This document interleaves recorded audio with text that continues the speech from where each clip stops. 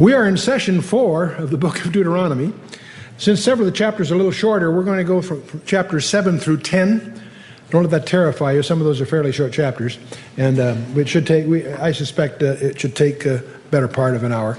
Deuteronomy chapter 7, verse 1. When the Lord thy God, this again, Moses is continuing his recount of history, putting his editorial emphasis on the fact of what God wants us, you and I, also to learn from these experiences. But he continues his historical rundown here. He says, when the Lord thy God shall bring thee into the land whither thou goest to possess it, and hath cast out many nations before thee, the Hittites, the Girgashites, the Amorites, the Canaanites, the Perizzites, the Hivites, the Jebusites, 7 nations greater and mightier than thou. When the Lord thy God shall deliver them before thee, thou shalt smite them and utterly destroy them. Thou shalt make no covenant with them, nor show mercy with them.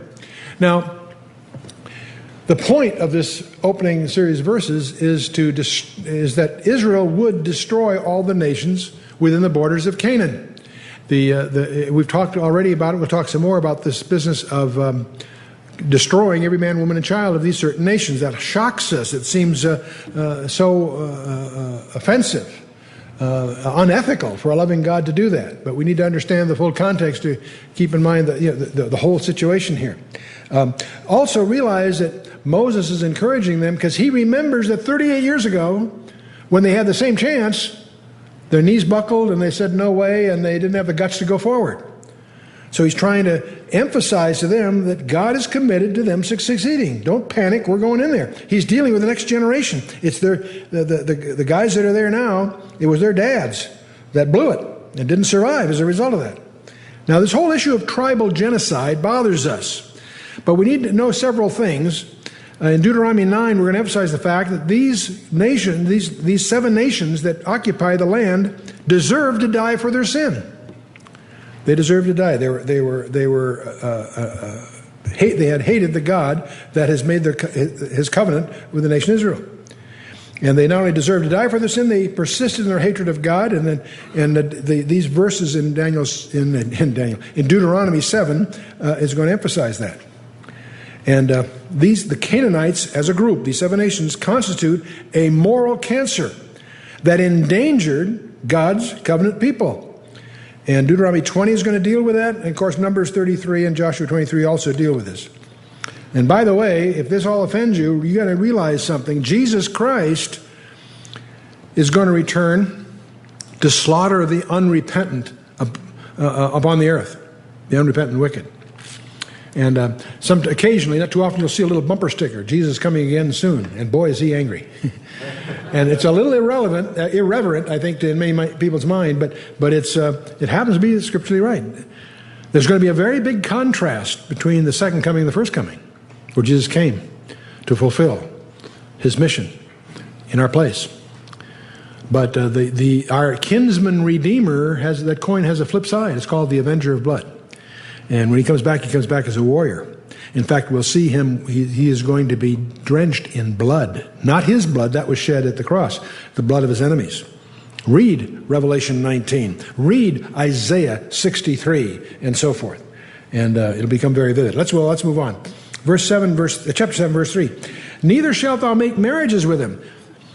Thy daughter shall not give unto his son, nor his daughter shalt thou take unto thy son. For they will turn away thy son from following me, that they may serve other gods. So will the anger of the Lord be kindled against you and destroy thee suddenly. It is imperative for the survival of the nation, for them to keep themselves separate, to fulfill the mission that God has for them. Their survival, individually and collectively, depend on that. That's what Moses is saying here. But thus shall ye deal with them. Ye shall destroy their altars, break down their images, cut down their groves, that's the Asherah, these phallic symbols that were part of their fertility cults, and burn their graven images with fire. Do you notice the very tactful, multicultural attitude here? Do you realize that we have to just accommodate, and of course I'm being facetious here. No, this is different. This is black and white stuff. I'm reminded of a conversation in entertainment context where the young operative was talking to his CIA boss, talking about the old days. And he said to the old guy, speaking of the World War II era, and so he said, "Do you miss the old days, sir?" He says, "I miss their clarity. I miss their clarity." And it always echoes in my ears. You know, it's interesting. There was a time, as recently as the Second World War, where things were sort of black and white, good and bad. It's amazing to see how blurred that is today. It was pretty clear here. Here's how you deal with them. You're going to destroy their altars, break down their images, cut down their groves, and burn their graven images with fire. For thou art a holy people unto the Lord thy God. The Lord thy God hath chosen thee to be a special people unto himself, above all people that are upon the face of the earth. Wow, no wonder the world hates the Jew. Because they are ordained by the God of the universe to be a special people. And the world, who doesn't accept that, regards that just as an excuse to be officious and what have you. Above all the people that are upon the face of the earth. That's a heavy trip. In spite of that, they are going to blow it in spades. And we're building up to that. The Lord did not set his love upon you, nor choose you because you were more in number than any other people, for ye were the fewest of all people. See, it wasn't because they were powerful, they were large, or they were this or that. It was God's sovereignty that chose them. But because the Lord loved you, and because he would keep the oath which he had sworn unto your fathers, there's another reason, hath the Lord brought you out with a mighty hand, and redeemed you out of the house of bondmen from the hand of Pharaoh, king of Egypt. These people were beneficiaries of a redemption that God had promised. He swore to their fathers he would do this. You and I are beneficiaries of a similar kind of promise that he made to Jesus Christ. Every benefit we have is a function of God keeping his promises that he has given us in Christ. There's a parallel, but let's keep moving. Know therefore that the Lord thy God, he is God, and the faithful God which keepeth the covenant and the mercy with them that love him and keep his commandments to 1,000 generations. And repayeth them that hate him to their face. To destroy them he will not be slack to him that hateth him. He will repay him to his face. See, the Lord alone is God. He's able to control history and to raise up nations, to bring them down. God is in charge. He's in control. He's also a faithful God. The same God has, and obviously this 1,000 generations thing is a rhetorical device, meaning, in effect, endlessly or forever. It's a figure of speech. But anyway, we'll move on. Thou shalt therefore keep the commandments, the statutes, and the judgments which I command thee this day to do them. Wherefore it shall come to pass, if ye hearken to these judgments and keep and do them, that the Lord thy God shall keep unto thee the covenant and the mercy which he sware unto thy fathers. That's the good news. And he will love thee and bless thee and multiply thee, and also bless the fruit of thy womb and the fruit of thy land, thy corn, thy wine, thine oil, the increase of thy kind, the flocks of thy sheep, and the land which he sware unto thy fathers to give thee. Thou shalt be blessed above all people. There shall not be male or female barren among you, nor among your cattle. The Lord will take away from thee all sickness, and will put none of the evil diseases of Egypt, which thou knowest, upon thee, but will lay them upon all them that hate thee. There's a very interesting book that was published many years ago called None of These Diseases, a phrase, of course, out of Exodus by Dr. Millikan, who went through medical history, and it's a shock to realize a couple of things. One is, it's amazing when you, first of all, from the Papyrus Ebris, if you look at the ancient recordings that we have of the medical practices of ancient Egypt, they're really weird. They're really grotesque. What's amazing about them isn't the ignorance that they portray. What's interesting is that Moses was taught in that culture, and none of that shows up in the Torah. All these weird concepts they had in medicine, they're not in the Torah. In contrast to that, there are hygiene issues. There are all kinds of things that the Jews do not get. There's a cervical cancer issue that derives favorably from the fact that they're circumcised. There's medical study after medical study after medical study. One of the most interesting ones is the circumcision on the 8th day. if you do medical graphs of, what is it, vitamin K and prothrombin, anyway, it turns out that if you're going to circumcise a child, if you do it before the 8th day or after the 8th day, you can encourage great bleeding.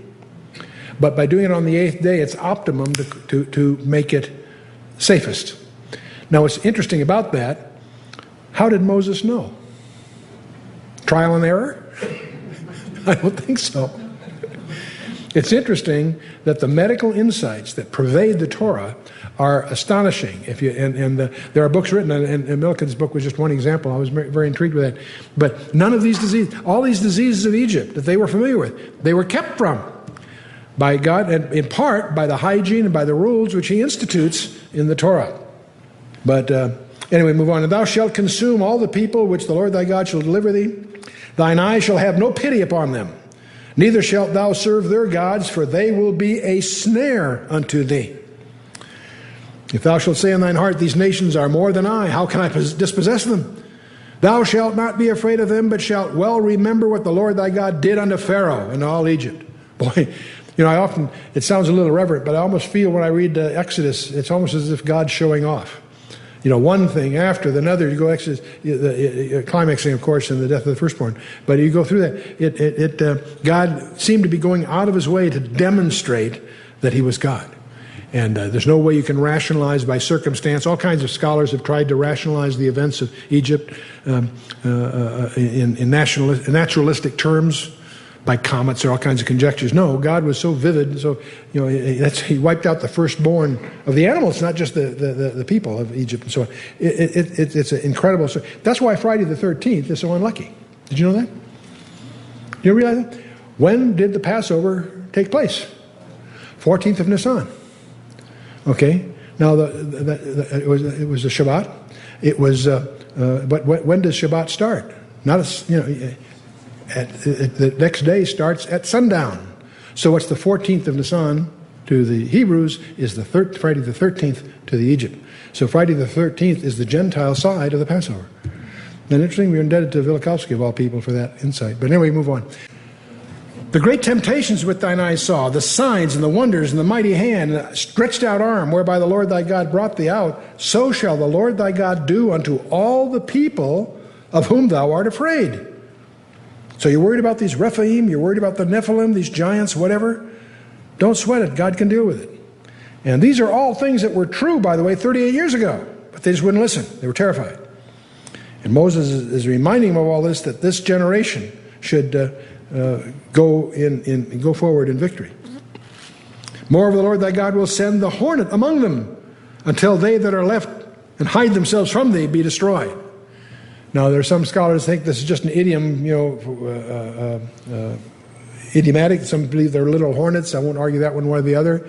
The idea that God's enemies will run as if they're attacked by swarms of hornets, that can be taken literally, or others say it can make reference to the way the Egyptian army was taken. But whatever. And thou shalt be affrighted at them. For the Lord thy God is among you, and the mighty God and terrible. And the Lord thy God will put out those nations before thee by little and little. Thou mayest not consume them at once, lest the beasts of the field increase upon thee. That's interesting. Now, you realize what he's saying? You're not going to wipe out all those 7 nations at one time, because you can't handle it all. The wild beasts and stuff will multiply. You won't be able to handle the turf. So you're going to take them little by little so you can manage it. And meanwhile, your enemies will keep the wild beasts under control. In other words, you're not going to bite off more than you can chew, is really what he's saying here. I think it's interesting. You may not consume it at once, lest the beasts of the field increase upon thee. But the Lord thy God shall deliver them unto thee, and shall destroy them with a mighty destruction until they be destroyed. The truth of the matter is, the enemies were fearful of Israel. We find that in Exodus 15, Numbers 22, Joshua 2. If I remember Rahab the harlot, and she'd heard, she's terrified. Their reputations preceded them, and so God would throw Israel's enemies into confusion, and we're going to see that mentioned here subsequently too. And so, God-inspired panic would engulf the Canaanites and render them helpless in battle, and all this would happen by a well-conceived plan. That's what this little by little implies. and so that the land would not be depopulated too quickly and be overrun by wild beasts and so on. And he shall deliver their kings into thy hands, and thou shalt destroy their name from under heaven. There shall no man be able to stand before thee until thou have destroyed them. And of course, all this comes true, and it comes to pass in the book of Joshua. The graven images of their gods shall ye burn with fire, and thou shalt not desire the silver or gold that is on them, nor take it unto thee, lest thou be snared therein. For it is an abomination to the Lord thy God. So they weren't apparently not to recapture the precious metals that were involved, just to destroy it.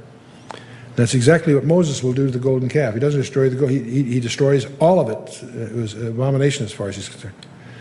Neither shalt thou bring an abomination into thine house, lest thou be a cursed thing like it. But thou shalt utterly detest it, and thou shalt utterly abhor it, for it is a cursed thing. You may remember at Ai, that this all comes later, of course, but at Ai, the Achan hung on to something he wasn't supposed to, and for that reason they got clobbered. The whole nation got punished because this one guy didn't obey this. And we should take this to heart. Not that we're under the law, but it says you should not bring an abomination into thine house. Occult objects should not be in your house. I'm not talking about artifacts, the harmless thing. I'm talking about occult objects. Thou shalt not bring an abomination into thine house, lest thou be a cursed thing like it. Thou shalt utterly detest it, and thou shalt utterly abhor it, for it is what? A cursed thing. And so that ends chapter 7. Let's get to chapter 8. Now we're going to have a warning against the spirit of independence. This is something that jeopardizes all of us, and it jeopardizes America right now. We have a military that's distinguished itself, made military history in its effectiveness, its professionalism, its technology. Incredible, incredible accomplishments in this recent war in Iraq. And the danger is we can get prideful. David made his major problems on the heels of victory when he renumbered the people. So we need to remember, watch out for pride. We can justifiably be proud of our military in many respects. We need to be careful that we don't fall in that same trap. Deuteronomy 8, verse 1, all the commandments which I command thee this day shall ye observe to do, that ye may live and multiply and go in and possess the land which the Lord sware unto your fathers. And thou shalt remember all the way which the Lord thy God led thee these 40 years in the wilderness, to humble thee, to prove thee, to know what is in thine heart, whether thou wouldest keep his commandments or not. Now, these challenges they had during the 40 years in the wilderness weren't to show God something he didn't know. That's what they call an anthropomorphism, or a rhetorical device. To show them what's in their heart. Do you follow me? So to know what was in thine heart. For them to know. God knew what was in their heart. Whether he would keep his commandments or not. He knew that.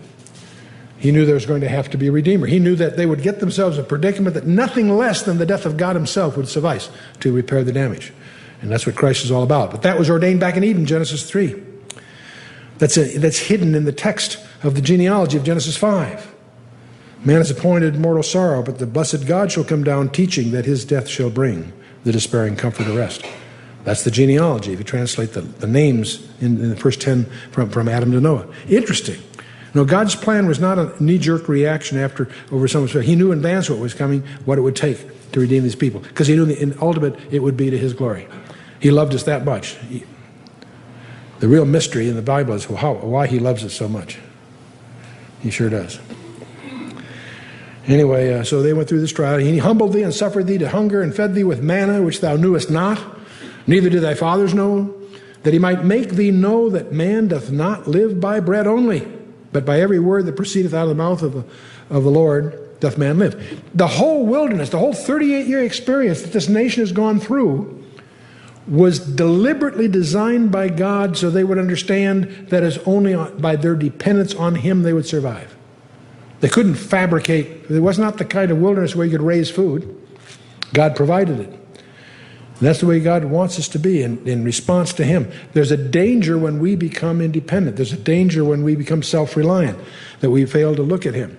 And one of the there's a risk to our spiritual welfare when we become self-reliant.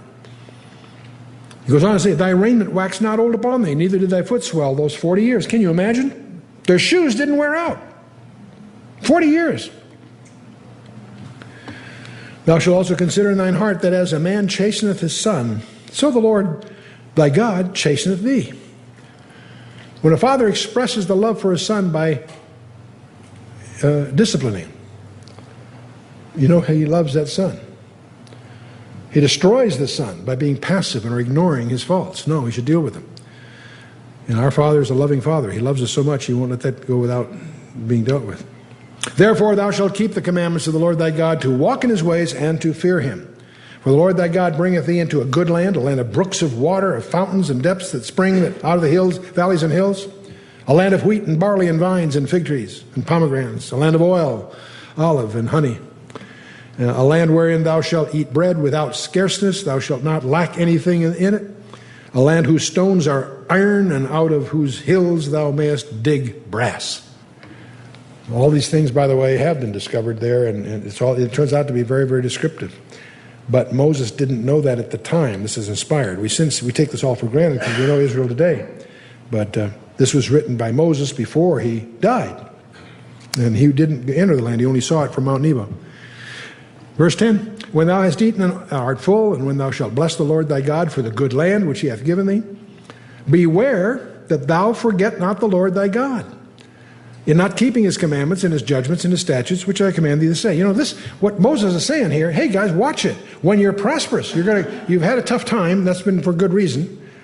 But now that you're going to go in and prosper and you're going to conquer these nations, you're going to have all this food and all this fabulous land, don't forget God. You know how interesting it is that our country is founded by people who are seeking the freedom of worship. People that came here and founded a nation on godly principles. The Constitution, Declaration of Independence, all these things are God-breathed documents. They're based on, they were penned and formulated by brilliant geniuses that were God-fearing. And in those early years, they understood the heritage that they were laying down for their posterity. And it's really a shock to realize now that we are prosperous, we're forgetting it. We're turning it back. Same thing happened to Israel here. Same thing happened to the northern kingdom. When Jeroboam rebelled against Rehoboam, they separated the house of Israel. They prospered. Jeroboam's standing army conquered all the way to Damascus. They were very prosperous. God sent Hosea to them.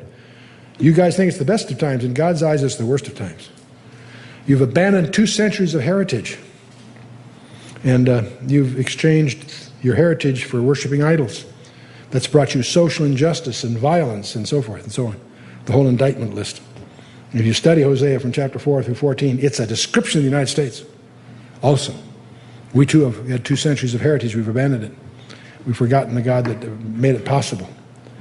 And it's very possible he's going to it has the same indictment against us that Hosea had against the north kingdom. Same kind. The danger, beware that thou forget not the Lord thy God in keeping his commandments, his judgments, his statutes, which I command thee today. You know, it's amazing how empires have been studied. Empires have a life cycle. They go from bondage to faith, and from faith to freedom, and from freedom to abundance, and then from abundance to complacency, from complacency to apathy, apathy to dependency, and dependency back to bondage. It takes about 2 centuries. And that's been the history of mankind. And the United States looks like where are we on that cycle? We're beyond, bondage and faith and abundance. Are we moving to complacency and apathy? Are we going to move towards dependency? Will that plunge us back into bondage? That would be the pattern, wouldn't it? Lest thou, when thou hast eaten and art full, and hast built goodly houses and dwelt therein, and when thy herds and flocks multiply, and thy silver and gold is multiplied, and all that thou hast is multiplied, then thine heart be lifted up. And thou shalt forget the Lord thy God, which brought thee forth out of the land of Egypt and from the house of bondage, who led thee through the great and terrible wilderness, wherein were fiery serpents and scorpions and drought, where there was no water, and brought thee forth water out of the rock of flint, who fed thee in the wilderness with manna, which thy fathers knew not, and that he might humble thee, that he might prove thee, to do thee good at the latter end. And thou say in thine heart, my power and might of mine hand hath gotten me this health. Be careful. That's what brought Nebuchadnezzar down. He's on the top of the wall of Babylon. It was considered impregnable by all the experts of that era. Look what I did. And God struck him down, just as he predicted. Of course, Daniel took care of him for 7 years as he went through his institutionalization until he recovered from all of that. Watch out when you're saying in your heart, my power and the might of my hand hath gotten me this wealth. But thou shalt remember the Lord thy God, for it is he that giveth thee the power to get wealth, that he may establish his covenant, which he may swear unto thy fathers, as it is this day.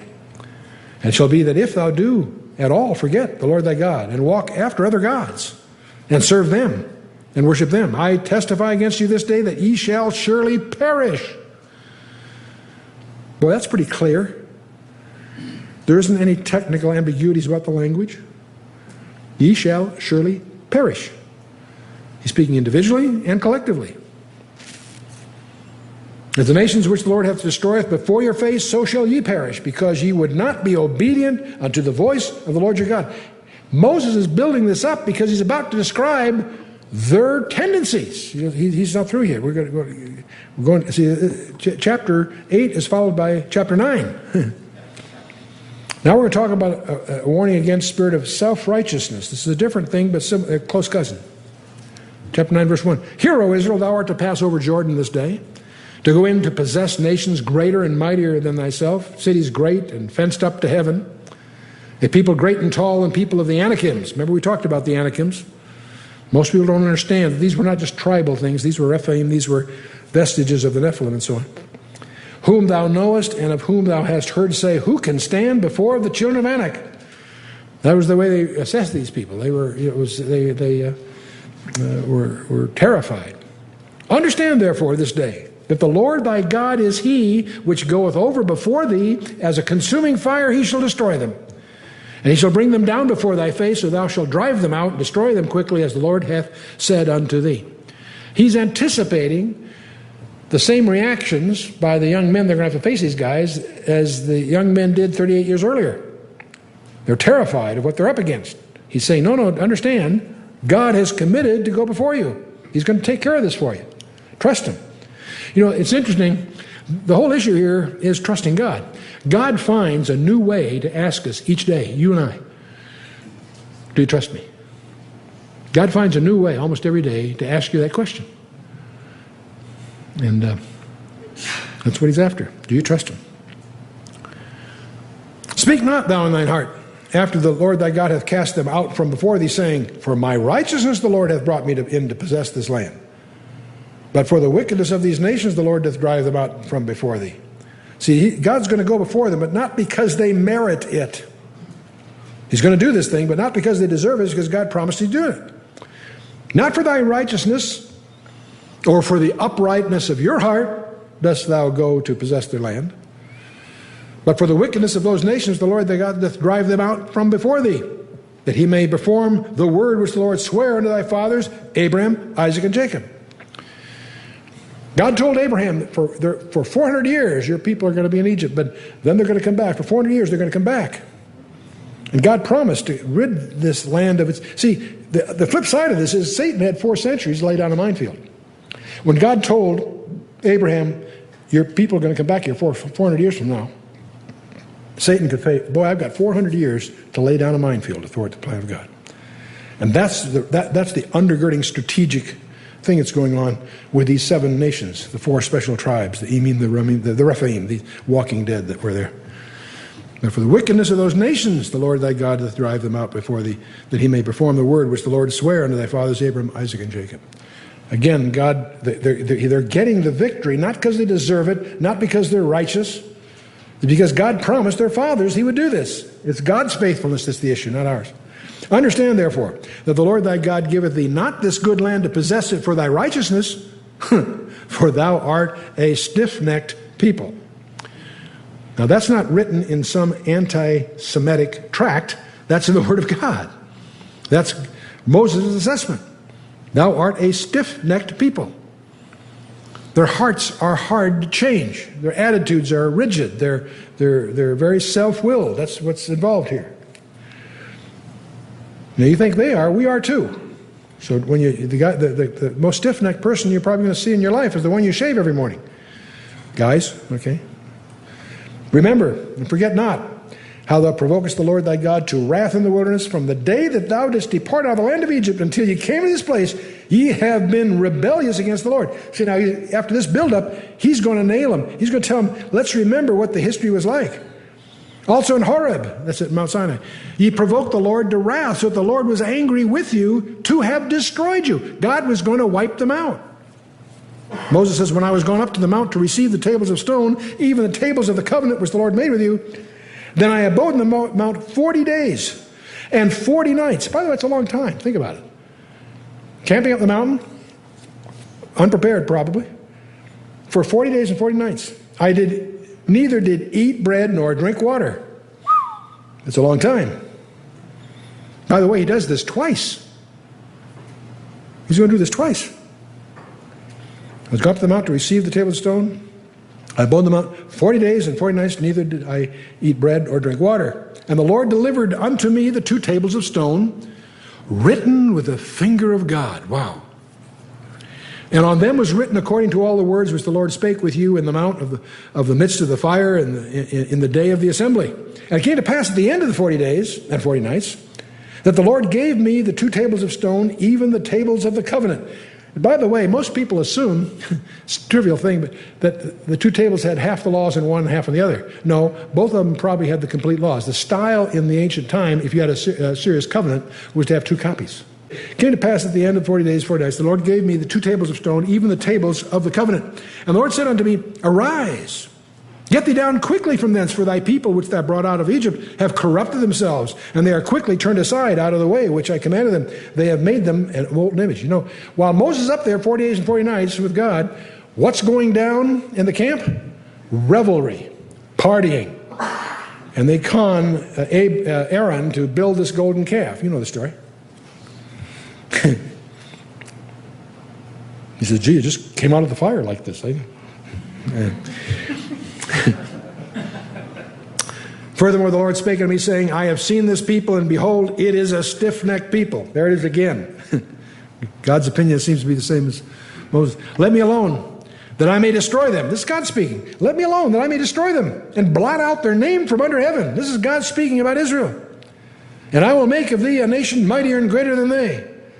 So God is actually putting Moses to the test, but he's saying, I am fed up with these guys. They've gone down there and corrupted themselves and making this golden calf. I'm going to wipe them all out and start over.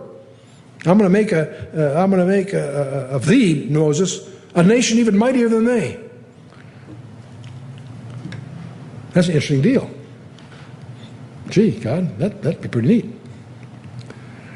Moses says, so I turned and came down from the mount burned with fire, and the 2 tables of covenant were in my 2 hands. And I looked, and behold, ye sinned against the Lord your God, and he made you a molten calf.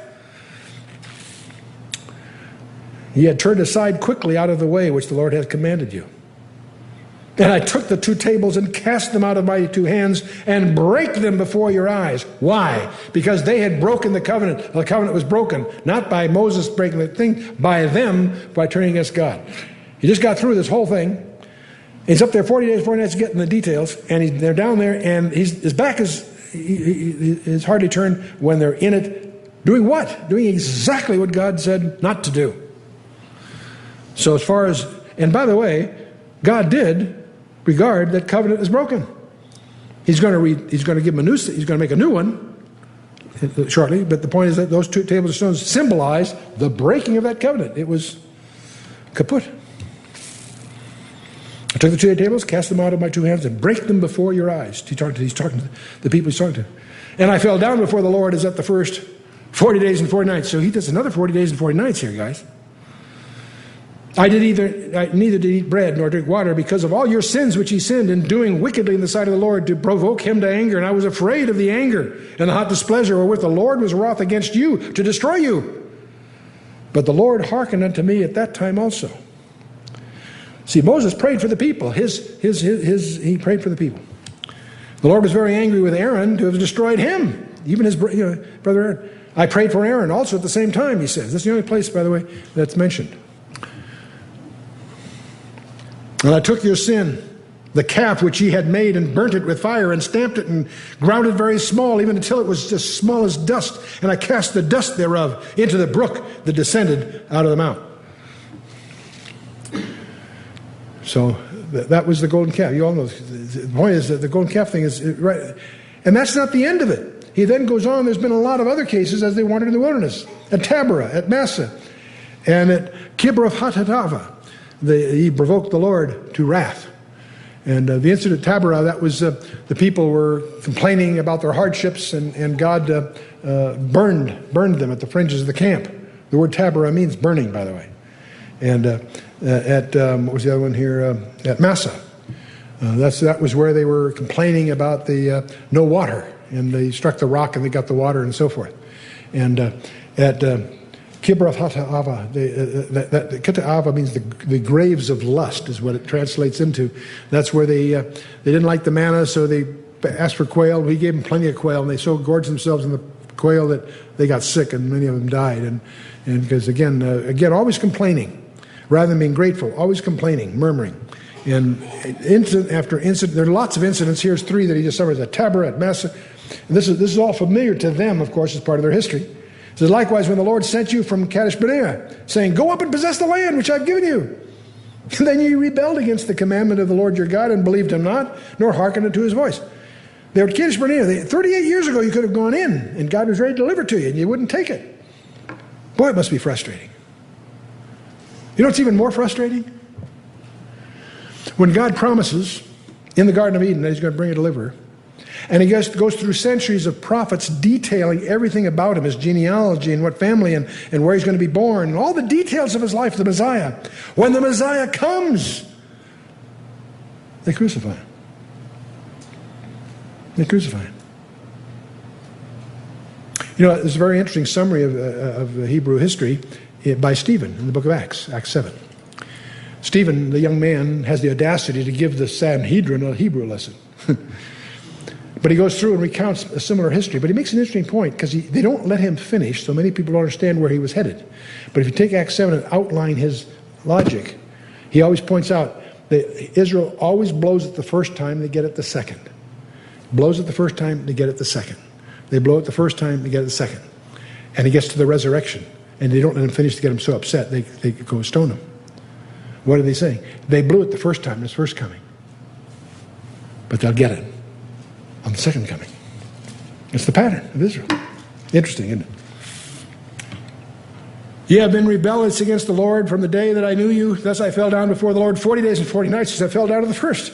Because the Lord has said he would destroy you. God was going to destroy Israel. And it's Moses that's interceding. We have Moses in the role of an intercessor.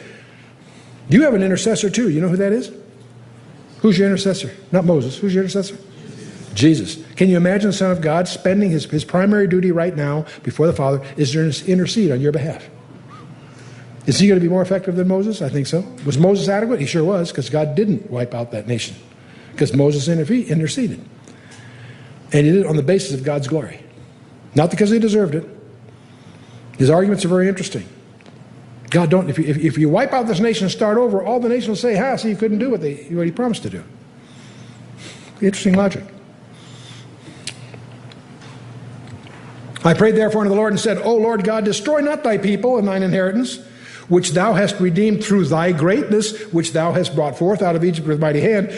Remember thy servants, Abraham, Isaac, and Jacob. Look not to the stubbornness of this people, nor to their wickedness, nor to their sin. Now remember your promises to Abraham, Isaac, and Jacob, he's saying. But you notice he points out that it was God's greatness that redeemed, not the people deserved it.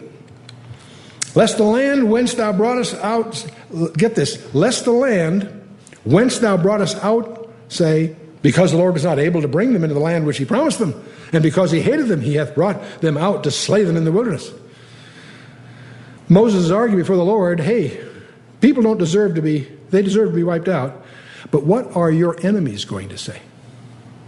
They're going to say you couldn't cut it. You couldn't deliver the land like you promised.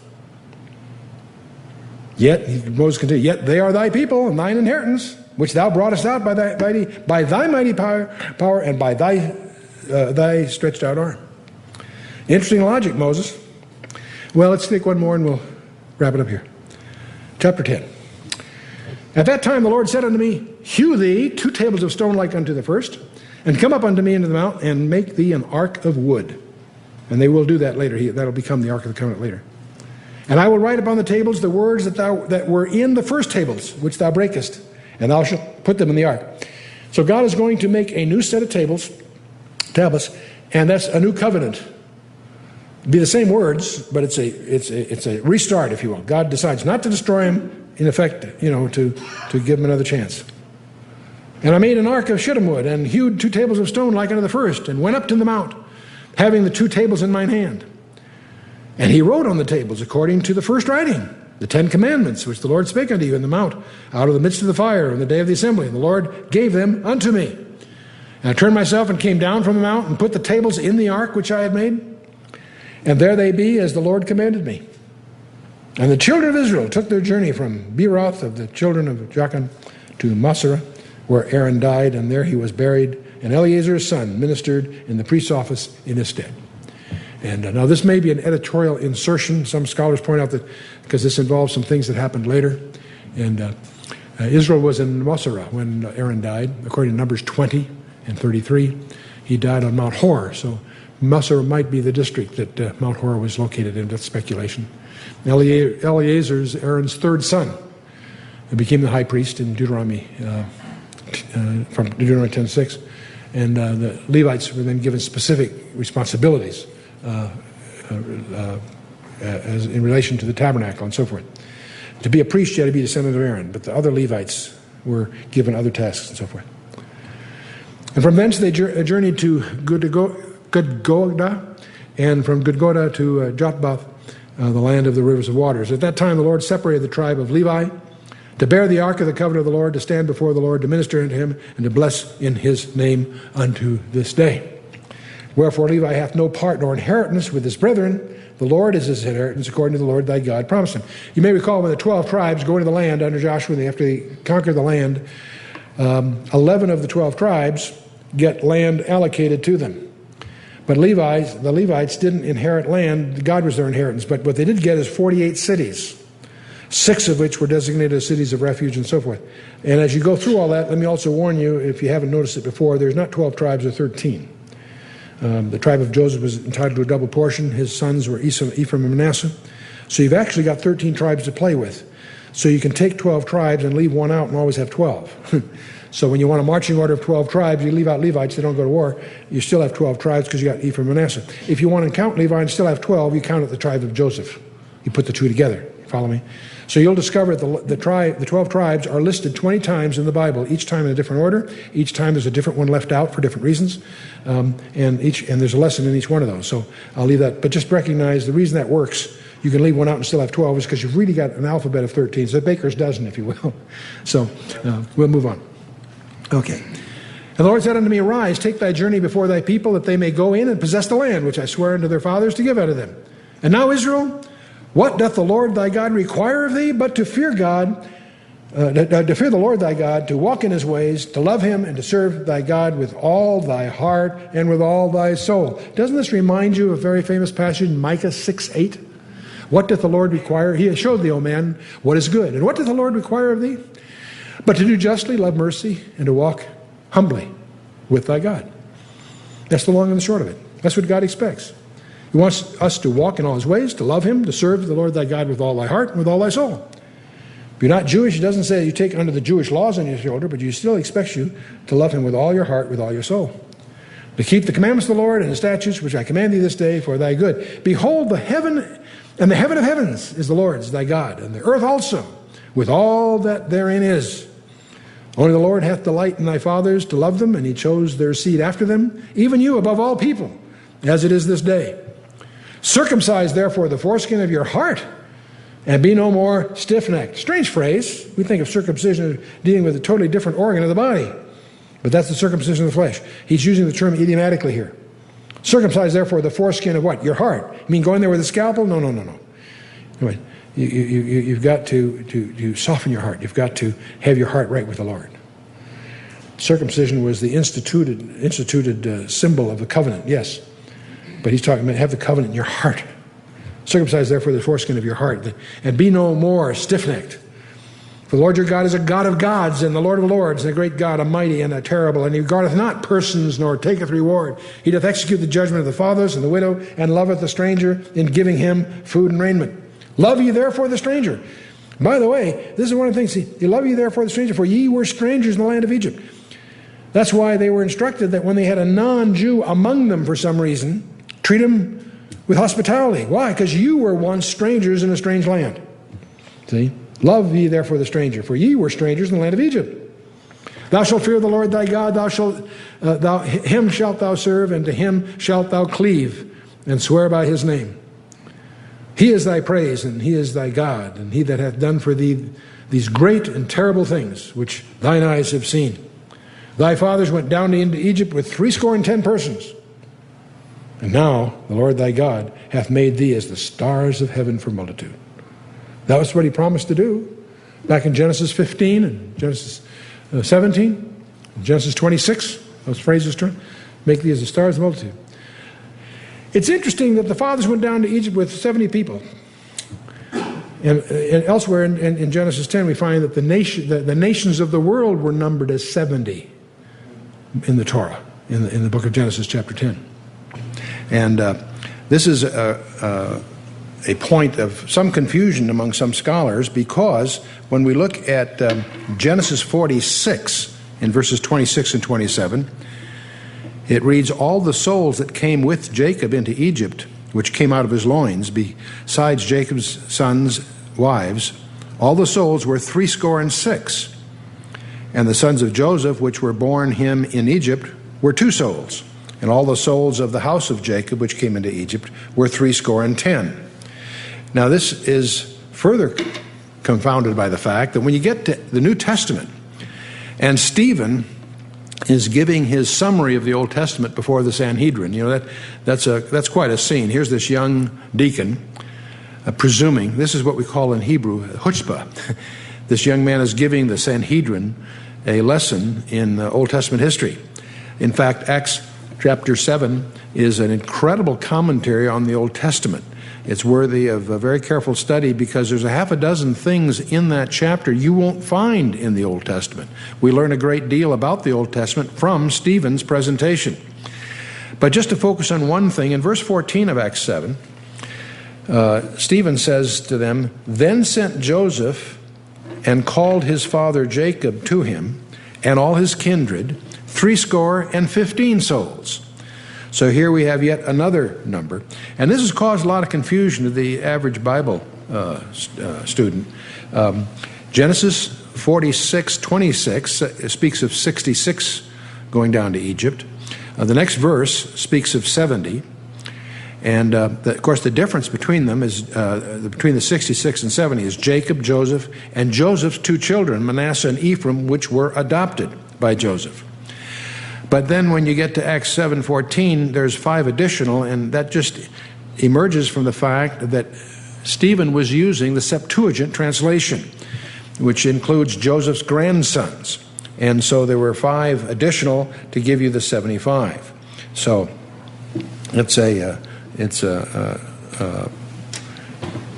that explains the 70 that go down into Egypt.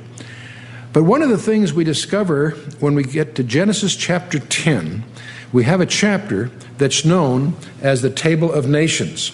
And we have Noah and his 3 sons, Ham, Shem, and Japheth, and their descendants enumerated there in Genesis chapter 10. Under Noah, of course, we have Ham, Shem, and Japheth. Ham had Mizraim, Cush, Put, and Canaan. Shem had Elam, Asher, Arphaxad, Lud, and Aram. And Japheth had Gomer, Magog, Yavin, and Taraz. And what goes on in that passage is we have detailed under each of them the tribal names and their descendants. It's interesting, of course, that Mitzrayim is the name for Egypt. You and I think of it as Egypt, but often in the Scripture we'll have the ancient tribal name of Mitzrayim referring to both Upper and Lower Egypt. And the Philistines came originally from Egypt. Notice, by the way, that these are not sons of Ishmael. They're Hamites. And there's a lot of confusion as to what constitutes an Arab. Are you speaking ethnically? Then certainly not the Hamites. Are you speaking geographically? Then you're speaking of Saudi Arabia. But in any case, also from Ham came Cush, translated Ethiopia in your Bible, but it includes the Kassites, and they settled east of Assyria. Some of them, and they settled south of the second cataract of the Nile, the Cushites. Among them, of course, was Nimrod. He's the one that created Babel, the Tower of Babel. And From Ham came Erech, Akkad, and Calneh. And that'll be detailed further in the 11th chapter of Genesis. But also under Ham came Put. Now he settled west of Egypt, and that's why it's translated Ethiopia in our Bibles, but it really refers to the North Africans, which are mostly Berbers and so on. And also a descendant of Ham was Canaan. From Sidon to Gaza and from all the way to Sodom and Gomorrah, we have the Canaanites. But also descended from them were the Cathites, from which we get the term Cathay, and also the Sinites. And that Sino is where we get one of the designates for China. So some of these descendants found themselves in the Far East, and that's discussed in Isaiah 49, among other places. So those are the Hamites. Under Shem, we have Elam, which is the ancient name for the Persians, or what we call today Iran. We also have Ashur and Arphaxad. Now, Arphaxad is the important one for us because from them came Selah, Eber, and Peleg. In the days of Peleg, the earth was divided, and then under him came a series of descendants, ultimately get to Terah and, of course, Abraham, because from chapter 12 following, the rest of the Bible really deal with Abram and his descendants, both spiritually and linearly. In addition to Arphaxad, we have Lud and Aram from as Shemites. And then the third son of Noah was Japheth, and that's the one we associate with Europe and so forth. We have Gomer, Herodotus, Plutarch, and others talk about the descendants of Gomer. The Cimmerians settled along the Danube and the Rhine. The Ashkenaz was a descendant of Gomer. It's a term that generally refers to the Germanic peoples. And Riphath, Josephus speaks of them as the Phlegonians. And the word Europe also comes from Riphath, strangely enough. Ultimately derives from that in the minds of some scholars. Also under Gomer was Togarmah, from which we get the Armenians. But not just the Armenians. They call themselves the House of Togarmah, but also parts of Turkey and Turkestan also trace the roots to Togarmah.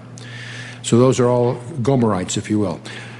A second son of Japheth was Magog, and of course that was the ancient Scythians, to use the Greek term. It's critical for our understanding Ezekiel 38 and 39 to understand the Scythians. Hesiod, which was a Greek didactic poet from the 8th century BC, spoke much about them. But we know a great deal of the Scythians, or descendants of Magog, from Herodotus, who was called the father of history, wrote about the 5th century BC, and wrote a great deal about them because the Greeks were very interested in the tactics and strategies of the Scythian military. So Gomer, Magog, the Medai, the Medes, the Kurds, and so forth, they emerged about the 10th century BC, made a coalition with Persia to become the Persian Empire in the 7th century BC. Then we have Yavin, which is Ionia or Greece, and under them we have Tarshish, apparently, and many people believe that might be an allusion to the British Isles.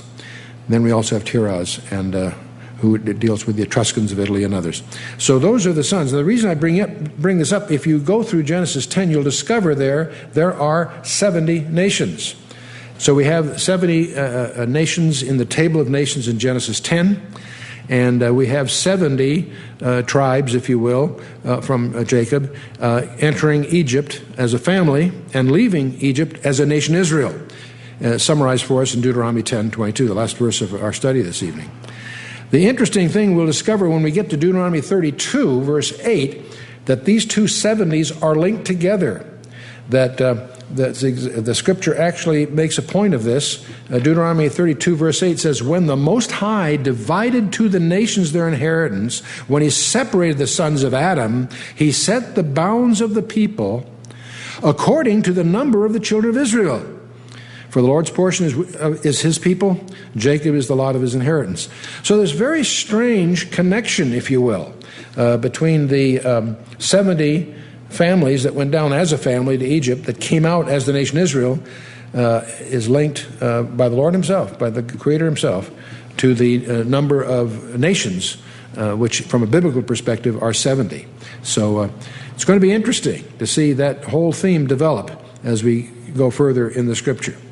So that concludes our study for this session. We look forward to continuing these studies in session 5. Let's stand for a closing word of prayer.